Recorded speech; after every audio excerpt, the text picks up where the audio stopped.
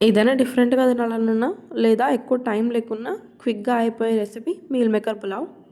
కుక్కర్‌లో ఆయిల్ ఏసుకొని మిరియాలు, కాజు, ఆనియన్స్ కూడా వేసుకొని మంచిగా ఫ్రై చేసుకోవాలి.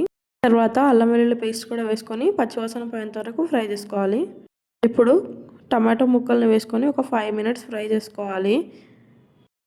5 మినిట్స్ వేడి నీళ్ళలో నానబెట్టుకున్న మీల్ మేకర్‌ని వాటర్ మొత్తం పిండేసి యాడ్ చేసుకొని 2-3 మినిట్స్ ఫ్రై చేసుకోవాలి.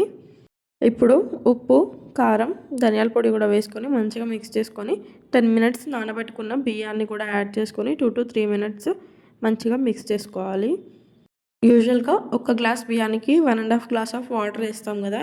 ఇప్పుడు 1 గ్లాస్ బియ్యానికి 2 గ్లాసెస్ ఆఫ్ వాటర్‌ని వేసుకొని 2 విజిల్స్ వచ్చేంత వరకు కుక్ చేసుకోవాలి.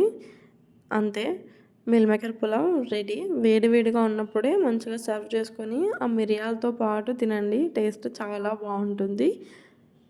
అంతే. Bye bye.